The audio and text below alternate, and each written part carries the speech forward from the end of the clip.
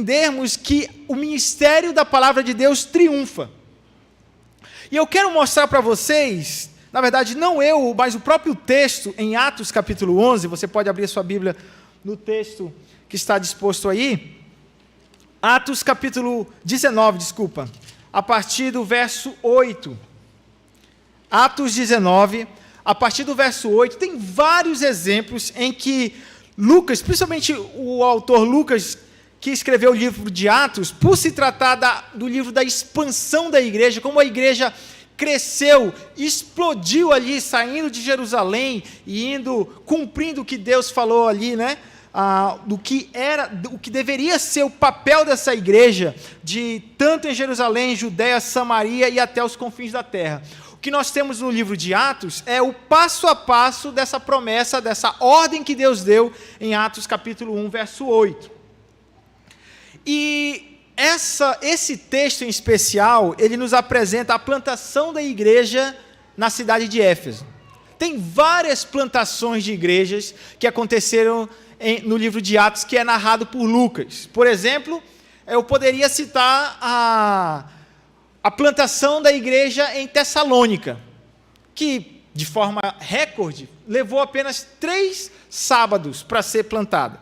3 fins de semana, Paulo plantou a igreja de Tessalônica lá em Atos capítulo 17, você vê lá que por 3 sábados ele ia para a sinagoga, evangelizava, pessoas se converteram, então a igreja foi formada. Mas, diferente de Tessalônica, nem sempre algo que acontece rápido, o ministério de Paulo, assim, com uma certa facilidade, se repetiu. A igreja de Éfeso foi plantada, pelo que a gente entende do texto aí, durou cerca de 2 a 3 anos do ministério de Paulo ali em Éfeso, plantando e edificando essa igreja. Mas todos os ministérios de plantação de igreja, todas as ações que Paulo ou outros missionários realizaram, você percebe marcas distintas da ação do Espírito Santo por meio da vida dessas pessoas. E o que a gente percebe é que é um caminhar em que a luta, primeiro a pregação vem, depois a oposição se levanta, mas no final sempre a palavra de Deus prevalece. Sempre o ministério, a fiel pregação da palavra sempre vai prevalecer. E se isso é verdade, foi verdade aos irmãos ali em Éfeso e também em Jerusalém, e todo o ministério que a gente vê descrito nas Escrituras, isso também é verdade conosco. Isso vai ser verdade aqui em Jaboatão, isso vai ser verdade lá no sertão pernambucano, isso é verdade também lá no Amazonas. Aonde a fiel pregação da palavra acontece, mesmo em meio à oposição, ela vai promover transformação. Vamos ler o texto, então, que se encontra dos versos 8 até o verso 20. Eu convido os irmãos a acompanharem a leitura comigo, sentado, como os irmãos estão. Durante 3 meses, Paulo frequentou a sinagoga onde falava ousadamente, dissertando e persuadindo com respeito ao reino de Deus. Visto que alguns deles se mostravam empedernidos e descrentes, falando mal do caminho diante da multidão, Paulo, apartando-se deles, separou os discípulos, passando a discorrer diariamente na escola de Tirano. Durou isto por espaço de 2 anos, dando ensejo a que todos os habitantes da Ásia ouvissem a palavra do Senhor, tanto judeus como gregos. E Deus, pelas mãos de Paulo, fazia milagres extraordinários, a ponto de levarem os enfermos lenços e aventais do seu uso pessoal, diante dos quais as enfermidades fugiam das suas vítimas. E os espíritos malignos se retiravam. E alguns judeus, exorcistas ambulantes, tentaram invocar o nome do Senhor Jesus sobre os possessos de espíritos malignos, dizendo: esconjuro-vos por Jesus a quem Paulo prega. Os que faziam isto eram 7 filhos de um judeu chamado Seva, sumo sacerdote. Mas o espírito maligno lhes respondeu: conheço a Jesus e sei quem é Paulo, mas vós quem sois? E o possesso do espírito maligno saltou sobre eles, subjugando a todos. e de tal modo prevaleceu contra eles, que desnudos, feridos, fugiram daquela casa. Chegou este fato ao conhecimento de todos, assim judeus como gregos, habitantes de Éfeso. Veio temor sobre todos eles, e o nome do Senhor Jesus era engrandecido. Muitos dos que creram vieram confessando e denunciando publicamente as suas próprias obras. Também muitos dos que haviam praticado artes mágicas, reunindo seus livros, os queimaram diante de todos. Calculados os seus preços, achou-se quem montava a 50.000 denários. Assim, a palavra do Senhor crescia e prevalecia poderosamente. Amém? Vamos orar mais uma vez?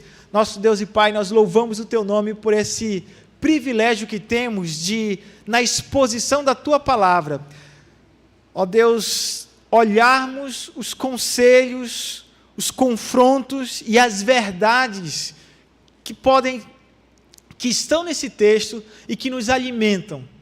Por isso eu te peço, Senhor, fala no nosso coração, que fique muito evidente nessa noite que eu fui auxiliado pelo Senhor, e que não é a minha capacidade, mas sim, ó Deus, o poder do Teu Espírito Santo. E, ó Pai, nos dê o entendimento para compreender a Tua palavra, mas não apenas isso, mas também para obedecer a Tua palavra. Assim oramos no nome santo do Senhor Jesus. Amém.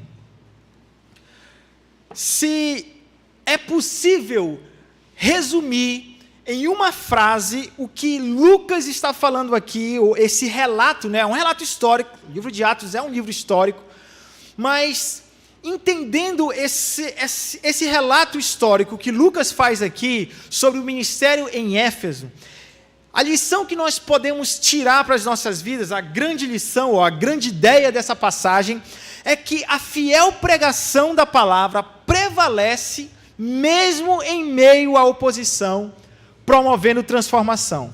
Essa é a lição que nós podemos aprender aqui desse texto, quando ela está falando de um momento em que Paulo, de duas formas, recebe um embate. Na área espiritual e também no confronto de pessoas que foram contra o ministério de Paulo. O contexto maior dessa passagem é o contexto de todo o livro de Atos, que fala sobre a expansão da igreja, a expansão do reino ali, Jerusalém, Judéia, Samaria, até os confins da terra. Mas o contexto menor aqui dessa passagem, por se tratar da cidade de Éfeso, uma cidade extremamente mística, uma cidade que tinha um grande fluxo de pessoas, muitas pessoas visitavam a cidade de Éfeso, umas por conta do comércio e outras também atrás de o que os comentaristas do livro de Éfeso, da carta de Éfeso, falam sobre as cartas de Éfeso. Essa cidade ficou conhecida por isso, porque nessa cidade haviam muitos feiticeiros. O nosso português aqui mesmo, claro, era feiticeiro. Gente que com artes místicas, mágicas, com feitiçarias, produziam cartas que eles vendiam para viajantes. Tanto é que a cidade de Éfeso ficou conhecida como a faculdade, a faculdade das artes mágicas, onde esses feiticeiros fabricavam essas cartas, esses pergaminhos, e vendiam para os viajantes como proteção, orações, né, ou frases que faziam ou que davam proteção. Tudo a gente sabe que era obra demoníaca. E não nos espanta que quando nós vamos ler a carta de Éfeso, nós temos o capítulo 6, que Paulo fala, dos versos 10, sobre a batalha espiritual. E nesse contexto aqui mesmo que acabamos de ler, existe uma espécie de batalha espiritual em meio à perseguição. Mas como essa verdade que eu acabei de falar se apresenta no texto? Como a gente entende que a fiel pregação da palavra prevalece, mesmo em meio à oposição, promovendo transformação? É possível ver isso de três maneiras. E a primeira maneira que a gente vê dos versos 8 a 10, ou a primeira lição desse sermão, é que o ministério da palavra exige proclamação intencional, mesmo em meio à oposição. O que nós precisamos entender, irmãos, é que nós, sim, de fato, estamos envolvidos com aquilo que vai prevalecer, com aquilo que vai triunfar, porque nós estamos envolvidos com o ministério da palavra. Essa igreja aqui, essa reunião é resultado do ministério da palavra. Nós há pouco cantamos a palavra. Nós há pouco, com a leitura do credo apostólico, nós acabamos de citar toda a nossa vitória. Quando nós lemos no culto público, e eu gosto muito quando o credo é lido no culto público, porque isso tem a ver com a gente falar sobre a nossa vitória em Cristo Jesus. Tudo que nós cremos e para onde o que nós cremos está nos conduzindo. E eu acredito, irmãos, que quando nós chegamos no culto público, ou quando nós saímos porta fora do culto público e o nosso culto pessoal continua acontecendo, nós deveríamos ser as pessoas mais empolgadas desse mundo. Nós deveríamos ser as pessoas mais alegres desse mundo, nós deveríamos ser as pessoas mais contagiantes desse mundo. Não que a gente fique vendo o dentista na nossa frente todo o tempo sorrindo. Eu não estou falando de uma alegria que é apenas visual, porque muitas pessoas sorriem, têm um sorriso bonito no rosto, mas por dentro estão amarguradas e afundadas nas suas tristezas, nos seus pecados, nas suas desilusões. Eu estou falando de uma alegria que excede todo o entendimento, fruto da paz que Deus gera em nós. E por que isso é possível na vida do cristão? Por que isso é verdade? Porque o ministério da palavra, do qual eu e você estamos participando, fomos atraídos pela pregação da palavra, continuamos a nossa vida cristã, a nossa caminhada espiritual aqui nessa terra, motivados pelas promessas da palavra de Deus, e tudo isso, no final, a própria palavra de Deus decreta, já nos avisa da nossa vitória. E como isso é possível ser vivenciado, então, por nós aqui nessa terra? Em primeiro lugar, o ministério da palavra, então, exige proclamação intencional, mesmo em meio à oposição. Foi exatamente o que Paulo fez quando chegou em Éfeso. Veja que o texto diz, versículo 8, que Paulo falava quando frequentou a sinagoga. Teve dois momentos na plantação da igreja de Éfeso. O primeiro momento foi na sinagoga, estratégia de Paulo, ele ia para a sinagoga e evangelizava os judeus. O texto fala que ele falava ousadamente, que significa você falar livre, falar com franqueza, você chegar com alguém numa conversa e livremente você falar com essa pessoa sem nenhum impedimento. Depois o texto fala que ele dissertava, ou seja, é pensar, é você ponderar, é você discutir com alguém. Discutir no sentido de fazer a pessoa ponderar, pensar. E a outro verbo que aparece nesse texto é que Paulo também persuadindo com respeito ao reino de Deus, ou seja, ele persuadia, induzia alguém pelas palavras a crer. Paulo, de três maneiras, na sua evangelização, na sua pregação, ele fazia com vontade.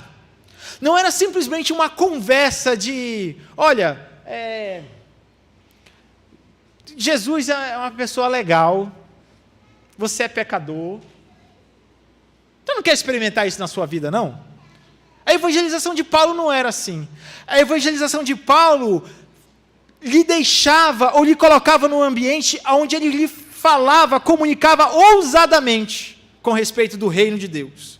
Falava com franqueza, ele dissertava sobre Cristo, ele fazia as pessoas ponderar, pensar, ele persuadia as pessoas. Olhando isso, parece que Paulo tinha um entendimento que a conversão de alguém, do jeito que ele fazia, parecia que dependia apenas dele, do argumento dele. Mas sabemos que Paulo não cria dessa maneira. Paulo sabia que a conversão de alguém acontece pelo derramar, pelo poder do Espírito Santo.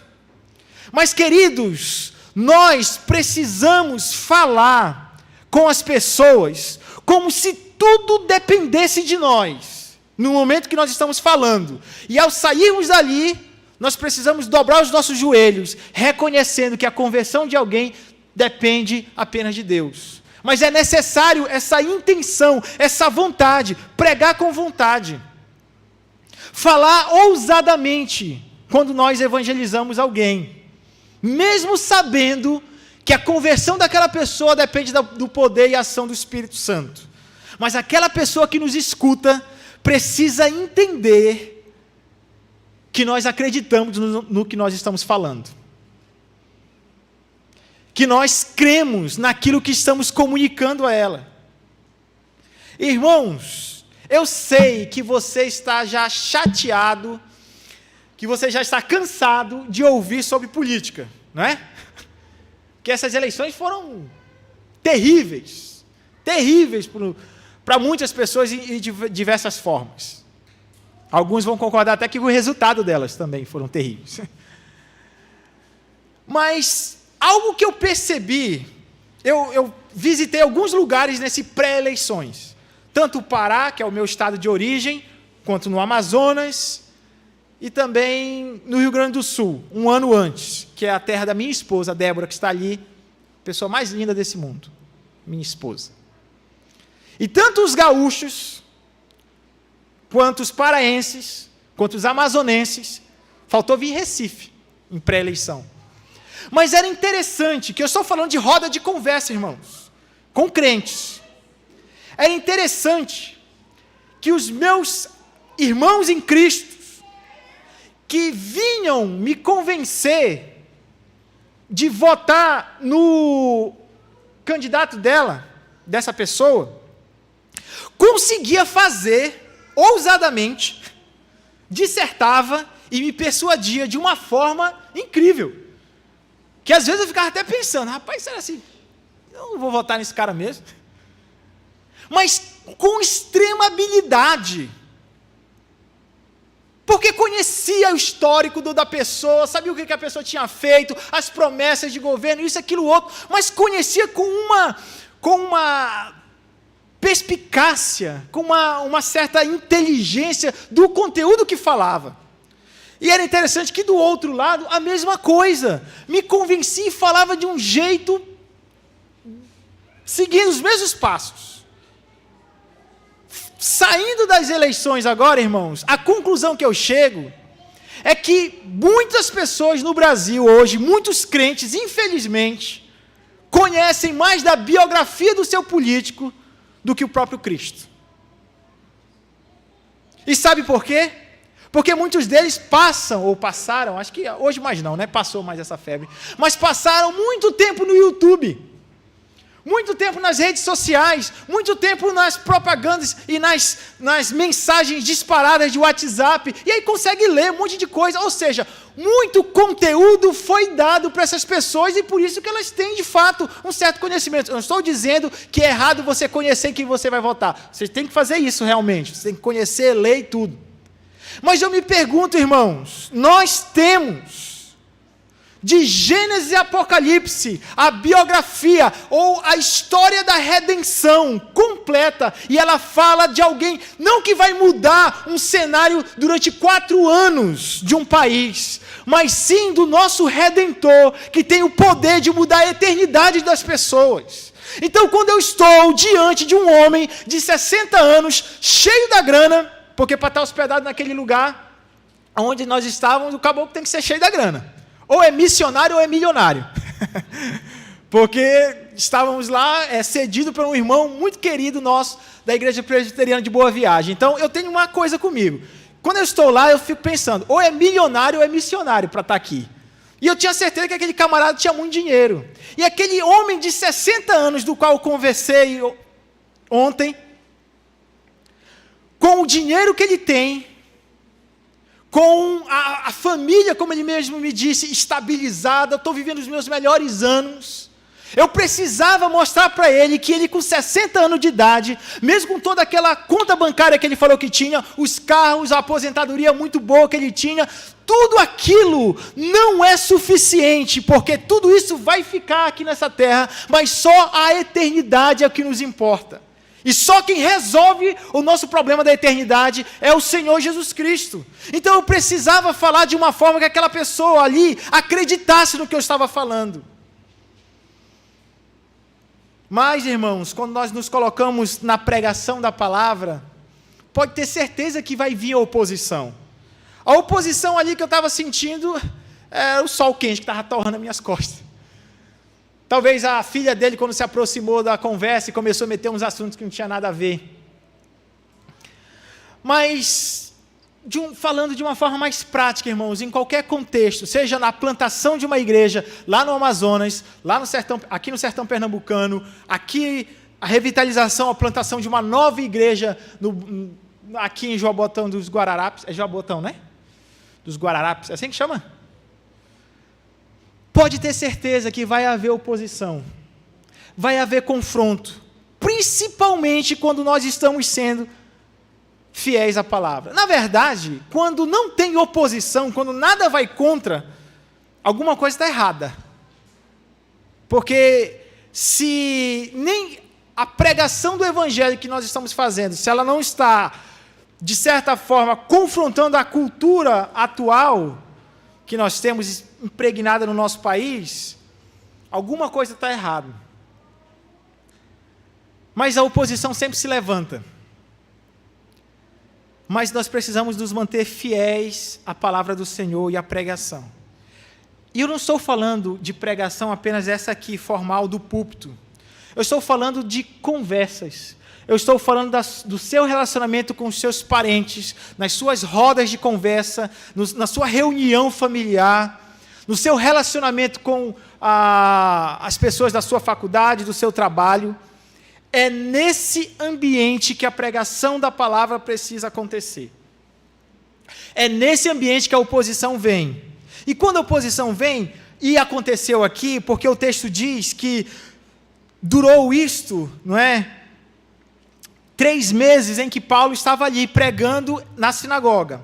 Até que judeus começaram a perseguir, visto muitos deles se mostravam empedernidos, né, enfurecidos por conta da pregação.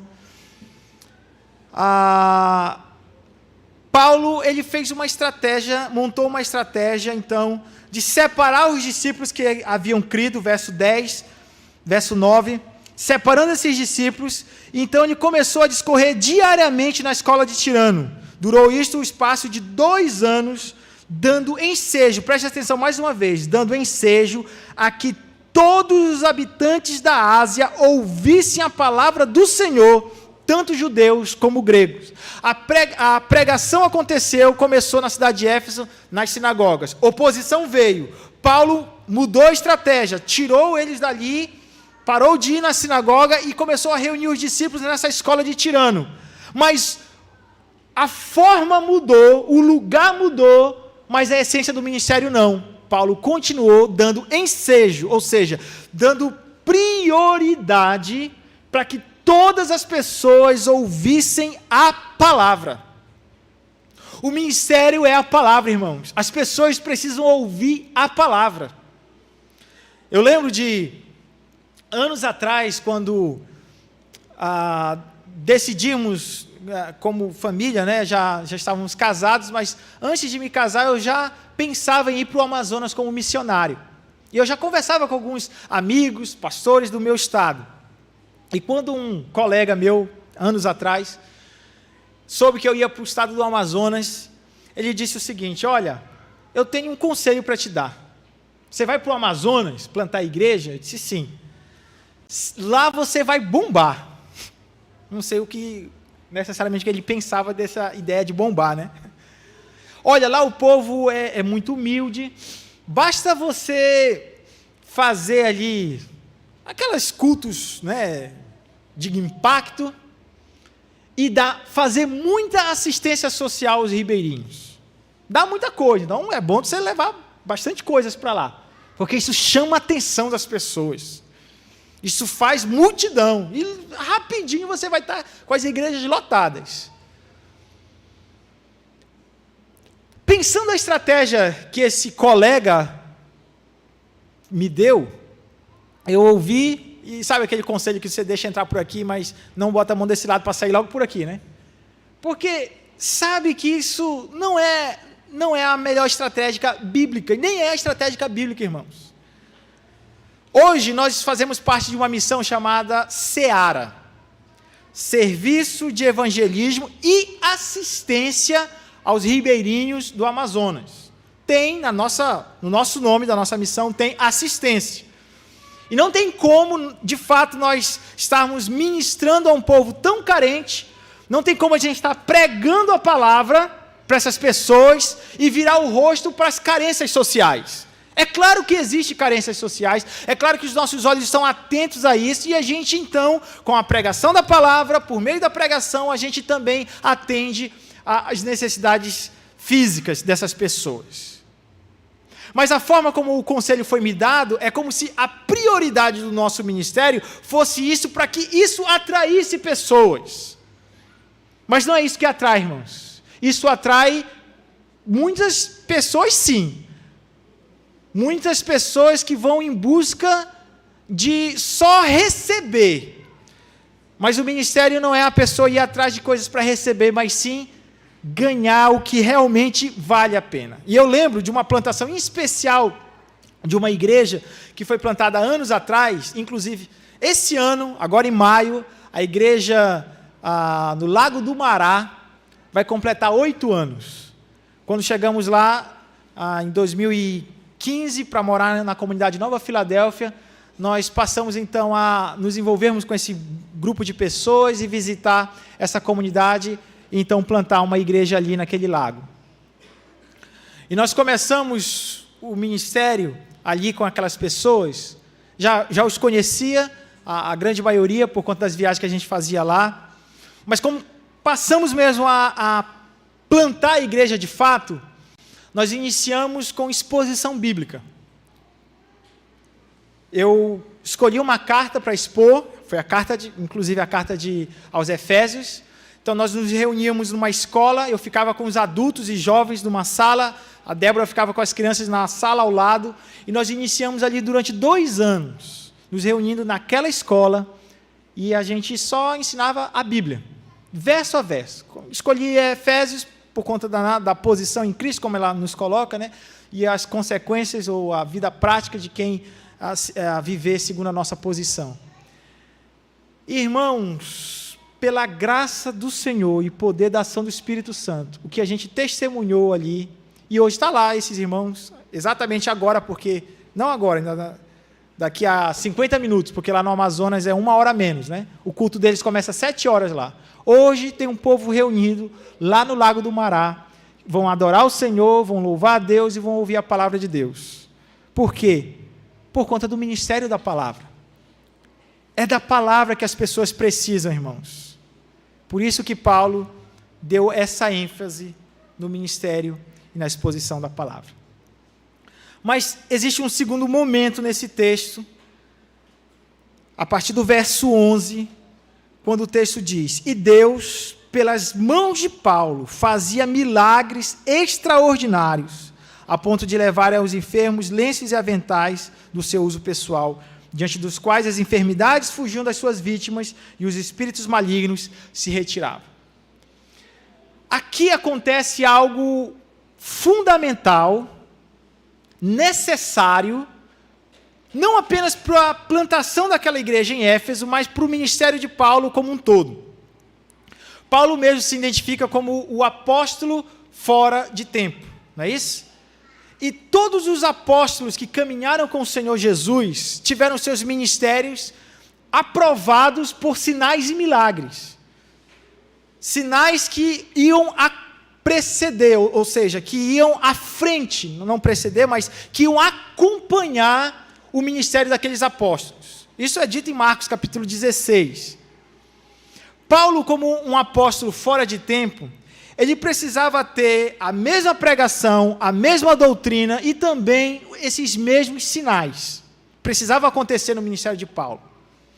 E aqui em Éfeso, durante essa pregação, durante a plantação da igreja em Éfeso, o que nós vemos, e é a segunda lição desse texto, desse sermão, é que o ministério da palavra tem a sua autenticação por meio da provisão de Deus. Não basta afirmarmos e dizermos que nós temos um ministério da palavra.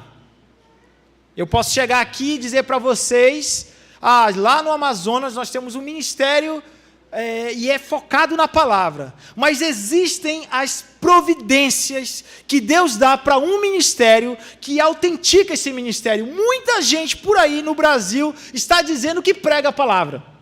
Tem muitas pessoas que usam a palavra para ensinar vários princípios de formas que a gente pensa se ouvindo a um primeiro momento, nossa, isso deve ser uma igreja fiel, olha a maneira, olha o quanto de pessoas que atraem para esse culto.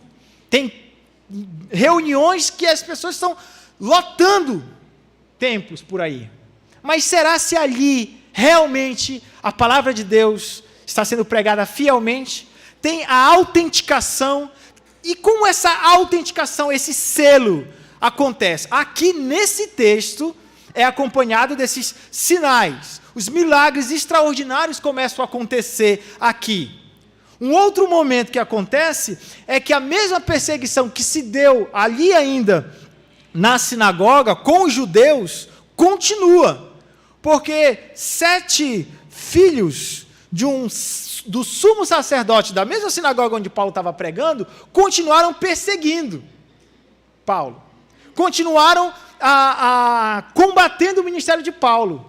Mas só que agora a estratégia da perseguição mudou. Antes eles ficavam falando mal, antes eles ficavam cochichando. O Paulo estava pregando lá na sinagoga, eles ficavam fazendo aqueles tumultos, dizendo, olha, esse pessoal aí, esse pessoal do caminho aí, esse povo não é certo não, esse povo está errado. Agora a estratégia da perseguição mudou. Ao invés de ficar criticando e falando, eles passam então a uma competição. Porque o que eles tentam fazer? Eles estavam vendo, o texto diz, que muitas pessoas estavam tendo espíritos demoníacos saindo das pessoas. Paulo estava fazendo exorcismo ali em muitas pessoas, e os espíritos malignos se retiravam das pessoas. O que eles pensaram então?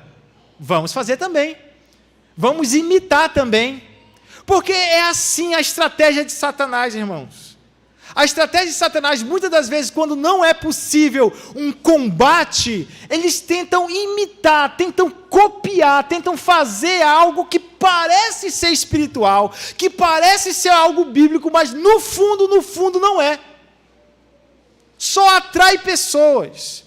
Só é mensagem de autoajuda, muitas das vezes, é só um acalento na cabeça das pessoas, as pessoas chegam com os seus pecados, com os seus sofrimentos, não são confrontadas pelo poder da palavra, porque a pregação e a exposição bíblica, de fato, não acontece, e muitas das vezes as pessoas entram vazias desses lugares e saem ainda mais vazias ainda.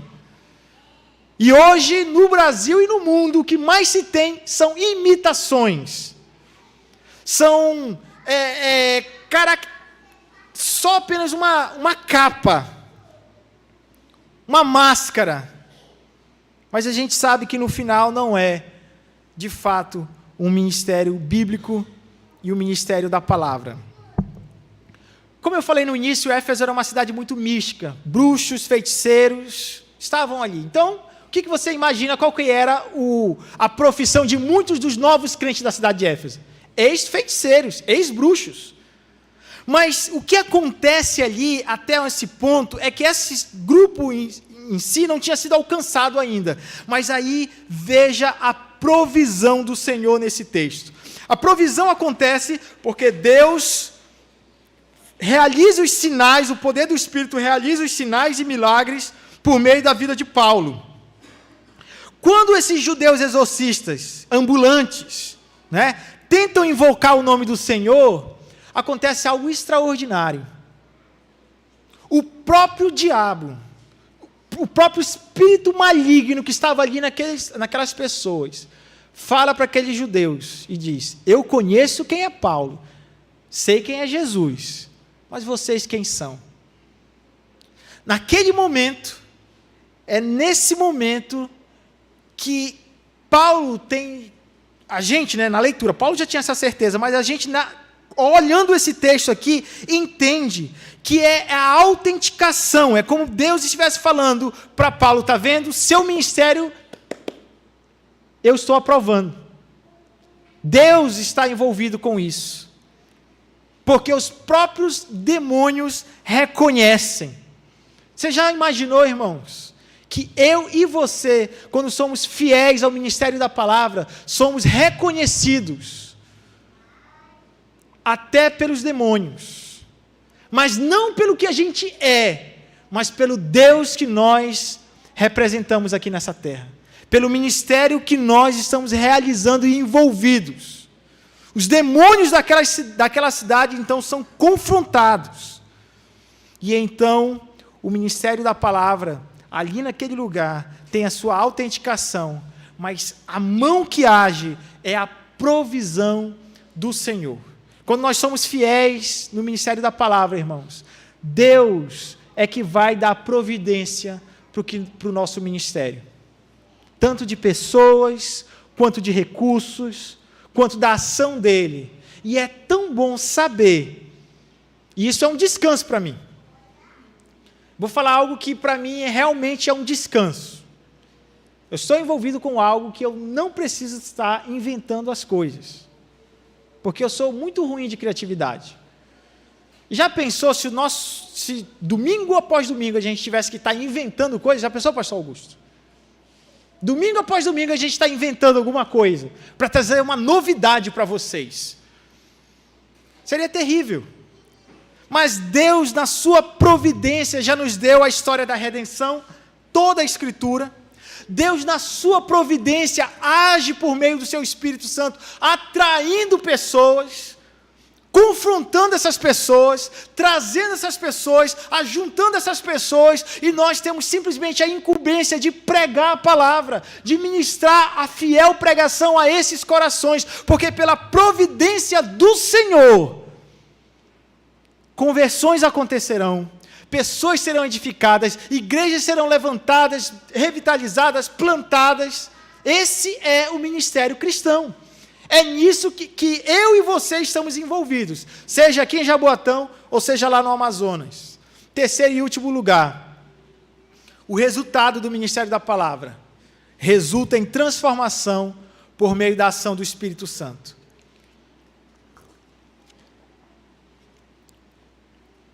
Tudo que fazemos tem resultado. E o ministério fiel da palavra também tem seu resultado. O verso 17 diz: chegou este fato, que fato? Todo esse furdunço aí que aconteceu essa bagunça que aconteceu lá em Éfeso, os filhos do sacerdote tentando expulsar demônio, mas eles acabam sendo envergonhados, é eles que recebem mais demônios ainda no corpo, são humilhados. Esse evento ali se fosse no nosso tempo, eu ia dizer que foi filmado e postado no Instagram, né? Mas alguém ali, por ser na praça da cidade, todo mundo testemunhou, viu, e esse fato chegou ao conhecimento de todos. Assim, judeus como gregos, habitantes de Éfeso, veio temor sobre todos eles, e o nome do Senhor Jesus era engrandecido. Esse é o alvo do ministério da palavra, irmãos. O nome do Senhor ser engrandecido. Muitos dos que creram vieram confessando e denunciando publicamente as suas próprias obras. Também muitos dos que haviam praticado artes mágicas, reunindo seus livros, os queimaram diante de todos. Calculados seus preços, achou-se os que montavam 50.000 denários. A pregação fiel da palavra vai produzir 2 resultados: confissão de pecados, abandono de pecado e conversão. 3 resultados: confissão, abandono dos pecados e a conversão verdadeira. Esse é o resultado do ministério fiel da palavra. E aí então, eu chego no texto, no verso 20, que termina dizendo: assim a palavra do Senhor crescia e prevalecia poderosamente. Poderosamente, irmãos. Poderosamente. Nós estamos envolvidos com aquilo que, de forma alguma, pode dar errado. Quando você decide se envolver com a sua igreja local, quando você chega para o seu pastor, para a liderança da sua igreja e diz assim: olha, eu quero Eu não quero ficar só mais no banco, pastor. Eu não quero ficar só ouvindo, eu quero me envolver com o que essa igreja está fazendo. Eu quero ajudar com meus dons e talentos que Deus me deu. Eu quero me engajar nessa obra, que é assim que a igreja deve ser. Todos engajados numa obra, que é só uma obra. É a história da redenção acontecendo. E essa história da redenção está acontecendo aqui em Jaboatão, no sertão pernambucano, lá entre os ribeirinhos, lá na Ásia, lá na África, em todo lugar.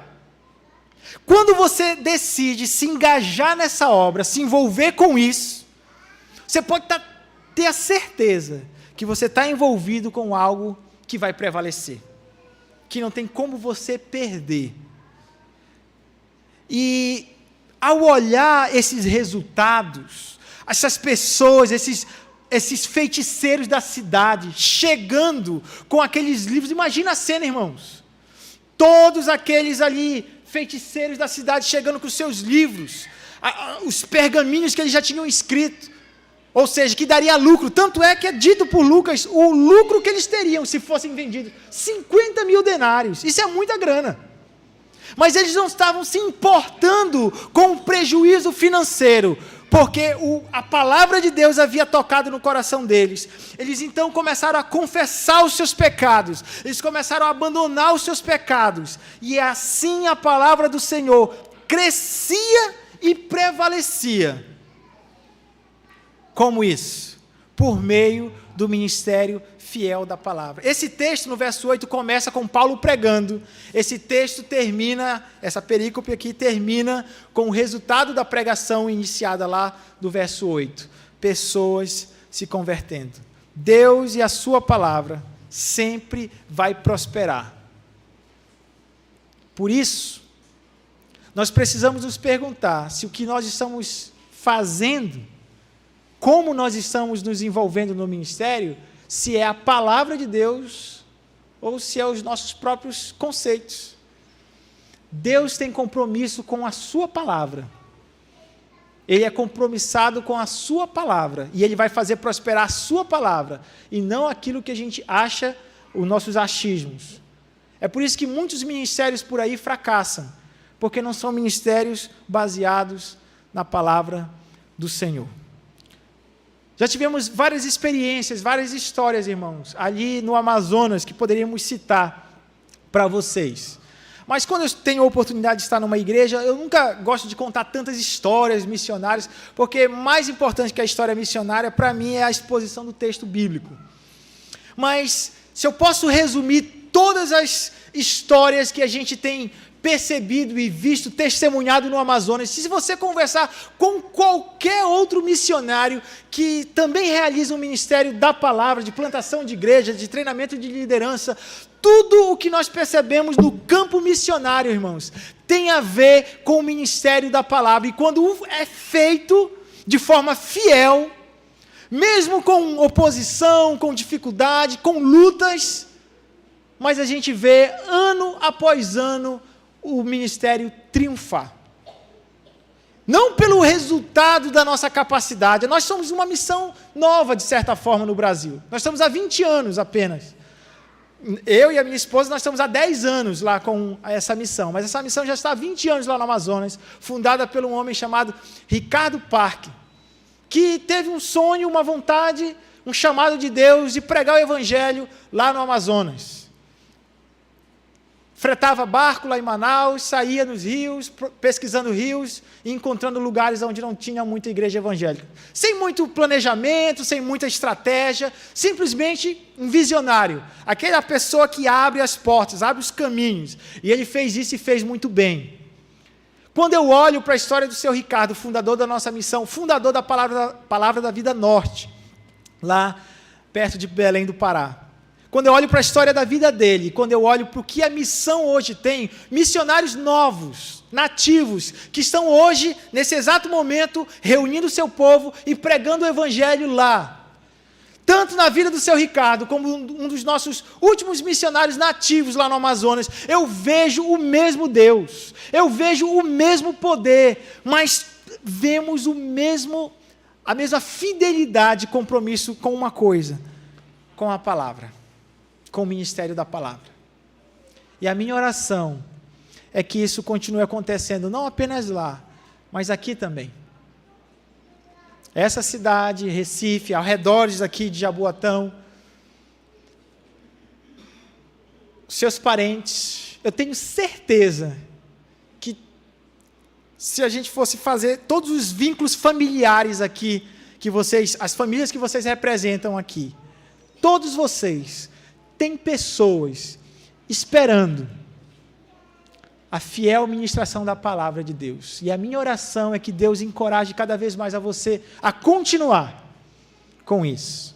Ou se não, a começar realizando isso na vida das pessoas que estão ao redor de você. Porque a missão acontece aqui perto e longe. Amém, irmãos?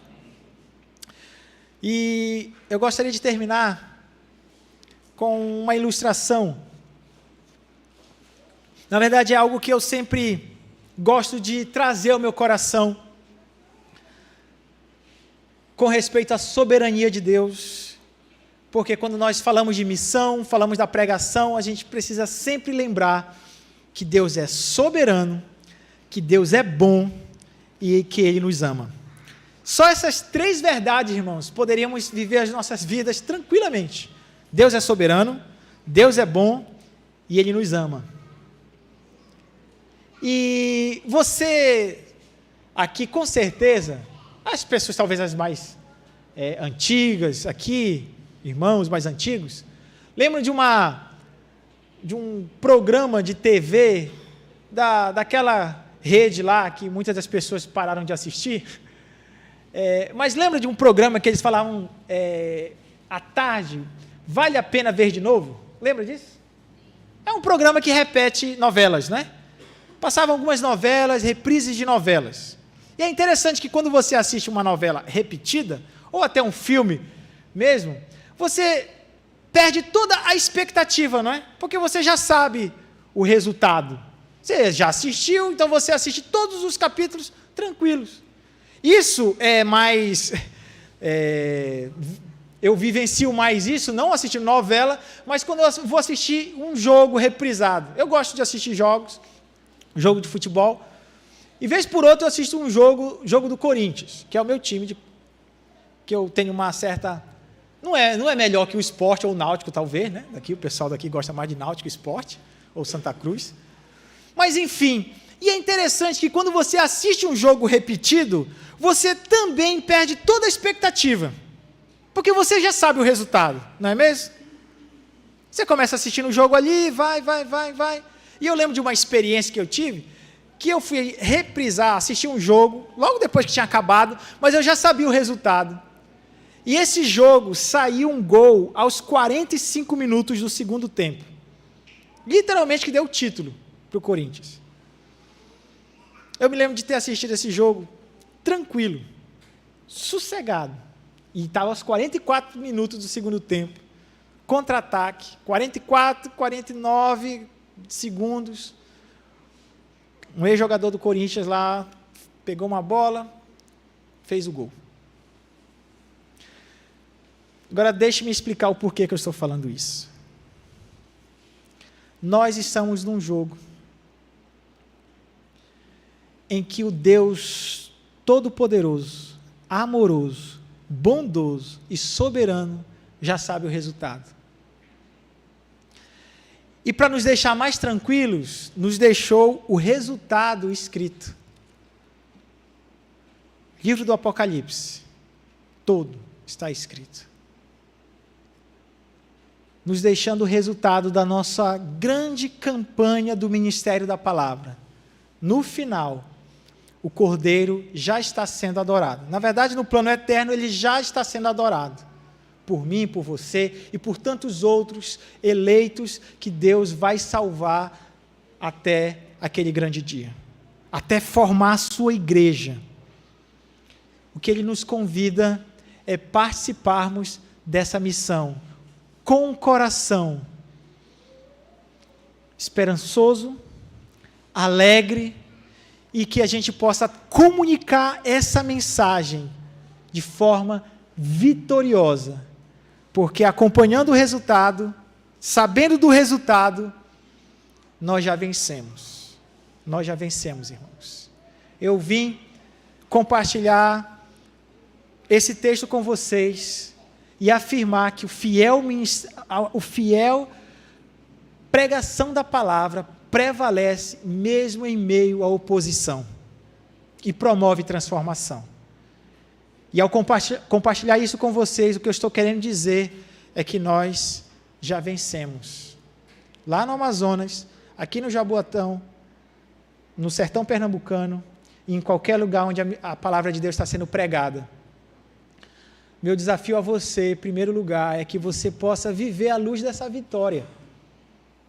Querido, pregue, fale com empolgação, faça grupos de estudo na sua casa, visite as pessoas, nos seus relacionamentos, nas suas conversas, fale talvez menos de assuntos que não são tão importantes, mas fale do assunto mais importante, que as pessoas olhem para você e na sua conversa elas já se sintam inclinadas a ouvir a mensagem do Evangelho pela sua boca.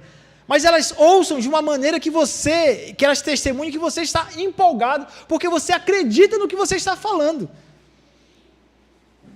Pregar com senso de vitória é anunciar, seja para o ateu, mais ateu e apologética do seu ateísmo possível, ou seja para aquela pessoa ali que talvez já seja um pouco mais espiritual, ou temente a Deus, ou que tem uma certa religião. Não importa para que a gente pregue. Se eu para um doutor de faculdade, um professor sábio que conhece muitas coisas da vida, pregue com a mesma empolgação. Para aquele camarada que fica lá na esquina do semáforo. Pregue com a mesma empolgação e com senso de vitória. No momento que a oposição vir, e cada vez mais vai acontecer oposição, a gente já percebe isso nas redes sociais, na maneira como as pessoas hoje já se colocam frente a quando tem alguém falando de algo espiritual. Eu lembro dessa conversa que eu estava tendo ali com um grupo de pessoas. Eu estava evangelizando esse senhor e depois veio os parentes dele. Nitidamente, uma moça lá, percebendo o tema da conversa, começou a ficar chateada. E é para causar chateação mesmo, porque o tema não agradava a ela. Isso acontece. Mas quando a oposição vier, saiba que é a providência de Deus que vai autenticar o seu ministério. Deus providencia graça, misericórdia, força para continuar pregando. Principalmente, Ele providencia o resultado, a conversão. E precisamos crer e pregar dessa maneira. Amém? Vamos fechar os nossos olhos?